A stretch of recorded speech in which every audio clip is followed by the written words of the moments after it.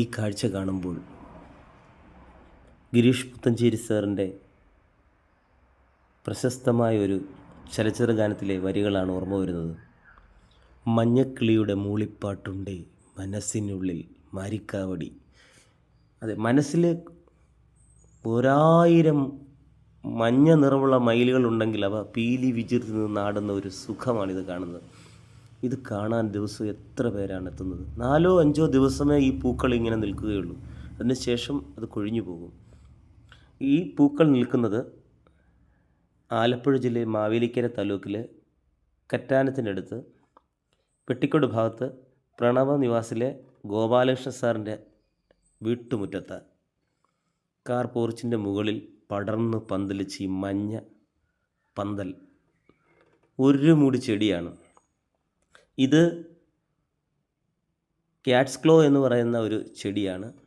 ഇത് കഴിഞ്ഞ വർഷം ഇത്രയും പൂക്കളില്ലായിരുന്നു. ഈ വർഷം നന്നായി പൂവിട്ടിട്ടുണ്ട്. അടുത്ത പ്രാവശ്യം ഇതിലും ഭംഗിയായി ഇത് പൂക്കും. എന്ത് ഭംഗിയായി! എത്ര പേരാണ് കാണാൻ വരുന്നത്!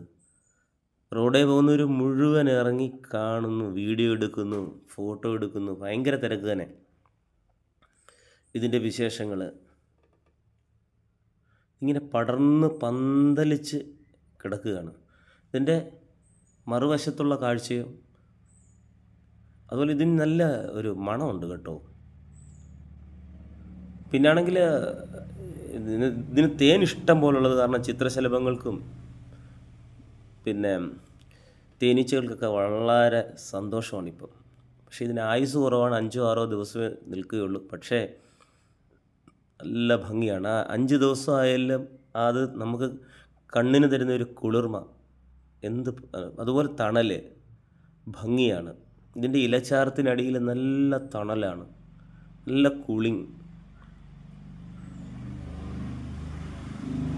ഞാനിങ്ങനെ യാത്ര ചെയ്യുന്നതിനിടയിലാണ് ഇത് കണ്ടിട്ട് ഈ വീഡിയോ എടുത്തത്. ഇത് തന്നെ എൻ്റെ മറ്റൊരു വശത്തുള്ള കാഴ്ചയാണ്.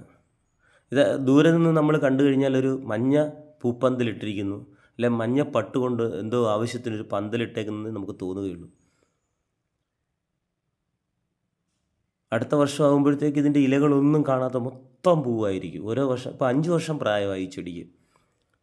അതുപോലെ ഗോപാലകൃഷ്ണൻ ചേട്ടനാണെങ്കിൽ കറ്റാനത്ത് ബെസ്റ്റ് ബേക്കറി ഉണ്ട്. കറ്റാനം ജംഗ്ഷനിൽ തന്നെയാണ്. അത് ബേക്കറി വരുന്നവരും പോകുന്നവരും ഒക്കെ ഒരുപാട് പേര് ഇതിൻ്റെ വീഡിയോസും കാര്യങ്ങളും എല്ലാം എടുക്കുന്നുണ്ട്. കാരണം ഈ 5 ദിവസമേ ഉള്ളൂ. 5 ദിവസം കഴിഞ്ഞ് 6 ദിവസം കഴിഞ്ഞ് കഴിഞ്ഞാൽ ഇത് മൊത്തം കൊഴിഞ്ഞു പോകും. അപ്പോൾ ഈ വിസ്മയ കാഴ്ച എനിക്കെടുക്കാൻ പറ്റി, അത് നിങ്ങളിലേക്ക് എത്തിക്കാൻ കഴിഞ്ഞു എന്ന് ഞാൻ വിശ്വസിക്കുന്നു. ഇത് കണ്ടില്ലേ, മഞ്ഞപ്പട്ട് പന്തൽ ഈ വശത്ത് കണ്ട് കിങ്ങിണി പോലെ താഴേക്ക് പടർന്നിറങ്ങിയിരിക്കുകയാണ്. മഞ്ഞ മഴയോ! ഇതിനെ എങ്ങനെ വർണ്ണിക്കും? എന്ത് രസമാണ്! ഇത് നേരിട്ടൊന്ന് കണ്ടു നോക്കണം. നേരിട്ട് കാണുമ്പം എന്ത് രസമാണ്!